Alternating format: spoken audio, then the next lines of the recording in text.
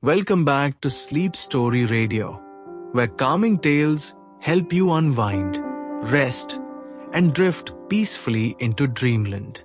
Tonight's story is called The Clockmaker's Secret, a gentle tale about time, patience, and a hidden message inside an ancient clock tower. Now, take a deep breath, close your eyes, and let's begin. In a quiet village nestled between misty hills, there stood an old stone clock tower. It had no bells, no visitors, just a slow, gentle ticking that echoed across the rooftops. The villagers rarely looked up at it anymore, except for one man. His name was Eliot. Eliot was the last clockmaker in the village, and he had lived in a small cottage beside the tower for nearly 40 years. Every morning, he would climb the narrow spiral stairs of the tower, winding the ancient gears and brushing dust from the brass hands that pointed to the sky. But Eliot wasn't just keeping time. He was searching for something. Long ago, his grandfather, also a clockmaker, whispered to him a curious legend that buried inside the tower's heart, behind a panel of old wood and rusted screws, was a secret message. A message that could only be heard when time finally stood still.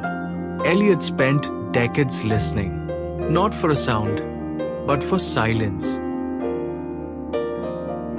Every evening, after the gears were wound, he'd sit in the tower window, watching the world slow down. People strolling home, candles flickering in windows, the sky turning soft violet as stars began to bloom. Then one day, something happened. The ticking stopped. Not from neglect. Eliot had done everything as he always had, but the hands were still, the gears silent. He sat frozen, heart quiet. This was it, the moment. He opened the small brass door behind the central gear, the one his grandfather always touched but never opened. Inside, he found a faded note, folded like origami, tucked between the cogs. It read, "Time is a gift, not a measure.